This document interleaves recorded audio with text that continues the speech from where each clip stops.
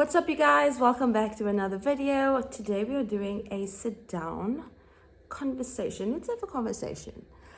One of the things I really wanted this channel to be is let us women talk about things we don't normally talk about, or talk about things that we should talk about more. During my postpartum journey, I'm a mom for now a year and a couple of months. There were a lot of things I felt no one told me, not that anyone had the responsibility to, but I mean, people are not talking about enough. Women, we are not talking about some things enough. So I thought, let's film a video about my postpartum journey. I'm more than a year in now, and yeah, let's get to sharing. Okay, a couple of personal things. Okay, when I got home, I think you're in this euphoric bubble for the first couple of days, and it hasn't like fully sunk in because you give birth, the baby's in your hands, you now have to figure out breastfeeding, trying to take care of yourself while healing. It's a lot. So when we got home, I think we were still trying to just register that this is real, that she's ours, that we did it. Just a moment, you know. And it took a few days just to kind of settle in. But honestly, I was excited to leave the hospital and come home. And I very quickly fell into like a routine, steps. I was really comfortable very instantly. And I know for some mommies, it's a little bit scary and overwhelming. And they don't just easily fall into, I know what to do kind of a thing. So, and all of it is normal. So just keep that in mind. But a couple of personal things. I remember the first few weeks crying a lot, every day, crying. I remember standing in the shower. I remember I used to just ask Lido, like, can I go have my shower time now? And then he would be with her, watching her sleep, or just taking care of her, staring at her, right? And I would have time in the shower just to cry. I just felt so overwhelmed, very emotional, and I was in a lot of pain. I had about 5 stitches down there during natural birth, and so I was in a lot of pain. Walking was sore, sitting was sore. I did all our breastfeeding sessions like from one spot, so everything was around me that I needed, my snacks, my nappies, like everything, because I was just in so much discomfort. And I was taking my salt baths every day for up to 6 weeks. That's when we go for our first checkup, right, to get checked out and everything. So just in a quick nutshell, that's what my first few weeks was like. Lots of crying, lots of emotions, also lots of joy, lots and lots of joy. Mila didn't cry much, so there was lots of sleeping on her part. Lots of nappy changes. She would cry for her nappy changes, and she would cry for her bath time. She hated bath time, but I mean, we didn't bath her that much after bringing her home. So just a little bit of what was this first couple of weeks like? Okay, a couple of unexpected things. So sleep deprivation is a normal part of becoming a mom, becoming a parent. There's no getting away from that. And at first I was doing really well. I was like, oh, this is cool. I could do with, less sleep. She was sleeping like a boss. Like she was sleeping 6-7 hours every night for the first few months of her life. I think only when we hit like month 4 did she go through her first sleep regression. That's a topic for another video. That's another video. But for the first 3-4 months, she slept really well. She slept a lot. So we were getting sleep. But after 4 months, things took like a heavy turn. Around month 7, 8, 9, I was like, whoa, I do not feel like myself. You're operating on very little sleep and you're struggling. Even if I look back over my year, for me, the hardest part is, I don't even look at my birth as the hardest part. I don't even look at breastfeeding. Breastfeeding was another video. But for me, the hardest part of becoming a mom has been sleep deprivation, hey? It's been managing that, and then it's also been managing the rest of my life as a mom, as a human. And then taking care of her, loving on her, being her mommy is like the best part. Everything else for me personally is what's hard. So yeah, that's my personal experience. So just a note on that, sleep deprivation is real. Both parents will go through it. What we started doing is tag teaming. So there would be portions of the night that he would handle her, portions of the night where I would handle her. We would help each other get sleep. We were like, okay, I'll prioritize helping you sleep. You prioritize helping me sleep. And that's how we got more sleep. We eventually switched to co-sleeping. Another video. But yeah, that changed the game. Okay, next part. Okay, let's talk about body image. My body is different, not dramatically different. If someone looked at me, they're like, oh, you look the same. If I stand naked in front of a mirror, I don't look the same. My hips are wider, and none of this is a complaint. I love what my body has done. My hips are wider. I have a little mommy pooch. Not fun. Working on that, but yeah. And I think in the first couple of months, actually, I had a few moments where I felt like, where is Lisa?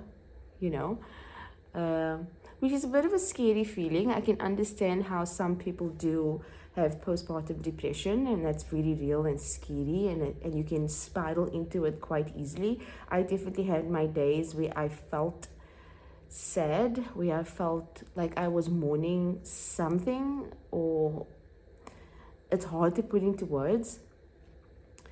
Lida and I have had this conversation a couple of times, and I want to be completely honest and real about it in the hope that this could help someone else know that this is all real stuff. We had a few conversations where we were like, we feel like we're mourning something. And I think you go through a period where you just mourn your old life. Not that you're like, oh, I wish it was how it used to be. It's more like, I'm different now. That person's gone. We're never going to ever have that life that it was just us and our way. And I think it's normal to have a period where you like say goodbye to that in a way. So for me, and I've spoken to a couple of other parents, and they were like, yo, I felt that as well, and I felt so bad and ashamed that I even had those thoughts or emotions. But I just want to normalize that it's okay, and I think it's good, and it needs to happen so that you can kind of move on to what is new, you know. So we definitely had a season of mourning our old life, and I think now and then there's still these moments of like, oh, I wish I could just do it like that. I wish I could just do this. I wish we could just this, you know. Lido and I were just Lido and I for 6 years, you know, so we loved us. We loved our alone times. We loved doing things our way. So that's definitely a normal part of it. Please do not shame yourself. I'm with you. And then a few phenomenal things that happen. Like you discover you are someone's everything, you know, and if you're a breastfeeding mom, it's like, wow, my body is keeping some other body alive. And the bond that you're building, the moments that you are sharing, and you seeing this person change before your eyes, the love that grows in your heart daily, this newfound joy. You fall more in love with each other as a couple, and together you fall in love with this little human. Like, it's a miracle, you know, that happens before your eyes, and it starts on the day you give birth. Another thing that's definitely a level up for me is a newfound strength and resilience. And that's kind of what made me start the YouTube channel earlier this year in March. Because I've been thinking about it for a few years, and I was just like, who cares about what Lisa has to say? Who cares? Like, who's going to watch my videos, you know? And earlier this year, God just told me, like, don't even worry about that. You know, don't even worry about that. Just focus on sharing. Just focus on the real stuff. Focus on sharing joy, making someone smile. Share the stages that Mila's going through. It could bring joy to people, you know, things like that. So a newfound strength and newfound resilience, and even just my threshold for pain, like things that were painful before is less painful now, like physical things. It's weird. I think because, you know, you have physically brought this person into the world. Of course, all glory to God. But the physical side of it, like you carried this human. There were two hearts in your body for a period of time. And I just look at Mila and I have to be strong. You know, I have to be brave. I have to, I have to provide. I have to love harder. I have to think ahead, all of these things. And I think it pushes you to become more and more of your best self. And I also think that it reveals a lot. I did a post the other day on Instagram that said, motherhood will reveal sin in your life. Just saying. And listen, that eyebrow is not for you, the eyebrow's for me. That eyebrow's for me. Like, that has been really true for me. So when I did it, I was like, wow. Patience.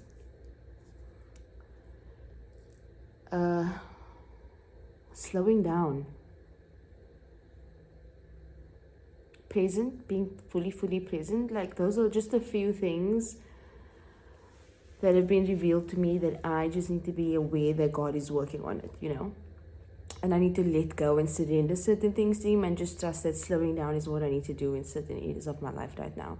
Having patience with her is it's such a big part of who she's going to be, is how patient we are with her as parents, that we are not rushing her and getting frustrated with her.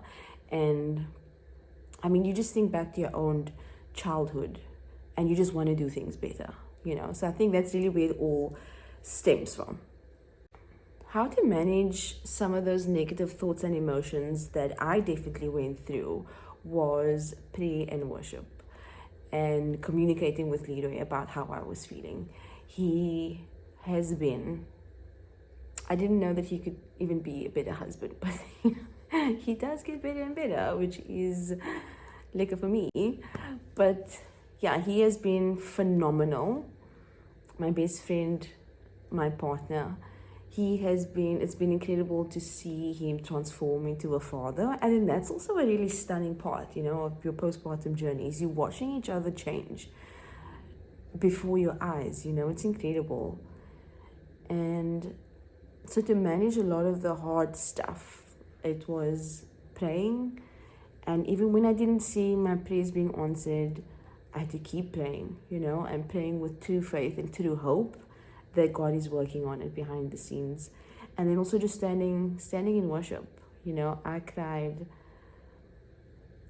my hard days of breastfeeding, my days of discomfort, my sleep deprivation, my not understanding what's happening with Mila.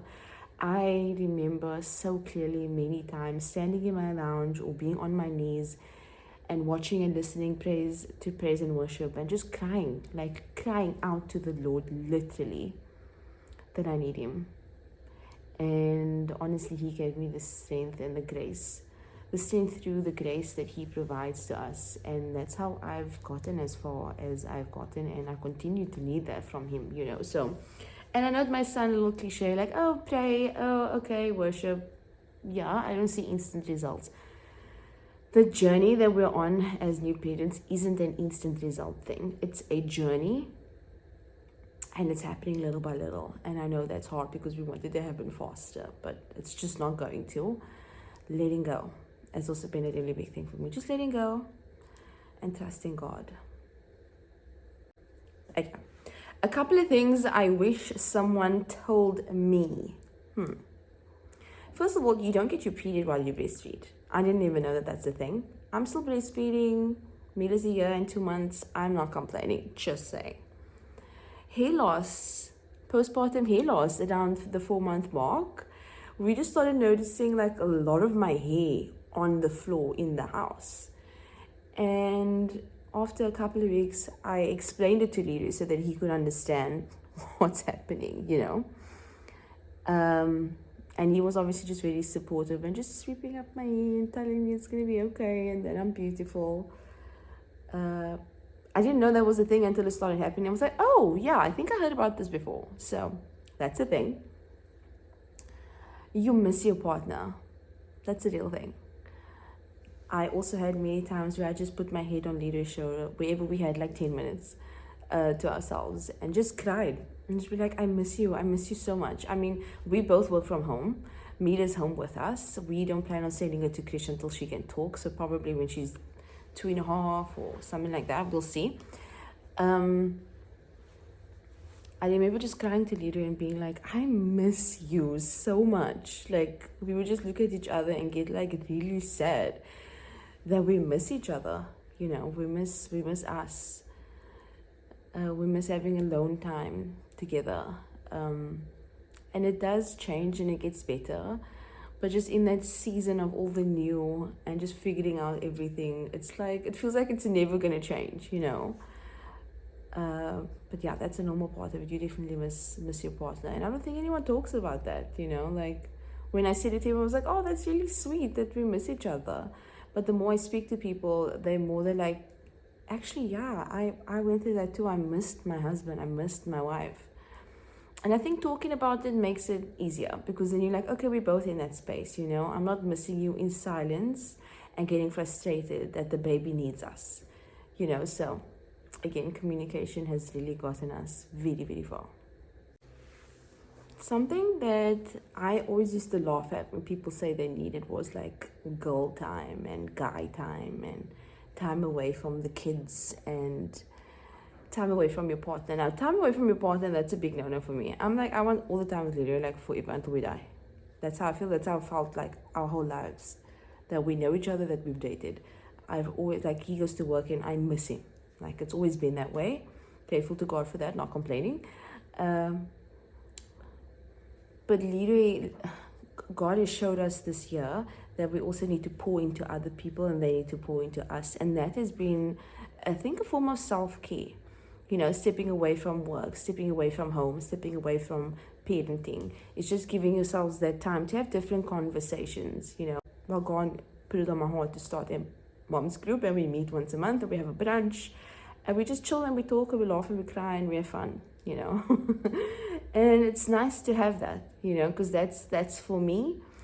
And God put it on leaders' heart to start a guys connect group. So they also meet twice a month. And they talk about real stuff. That they have a specific topic that they are supporting each other on, but he still gets to have that time that's separate from us, you know. So I think I could talk about this topic all day. There's so much different layers of this that we could talk about, but I think I'm gonna wrap up the video there. If I should ever do another one on postpartum, please do let me know. I thank you for listening. I hope you enjoyed this video. Please give it a big thumbs up if you enjoyed it, because it really supports my channel. And then also subscribe if you haven't subscribed already, and then hit that bell button so that you can get notified every time I release a video, because I mean, who wants to miss that? Thank you guys so much for watching. God bless you. See you in the next video.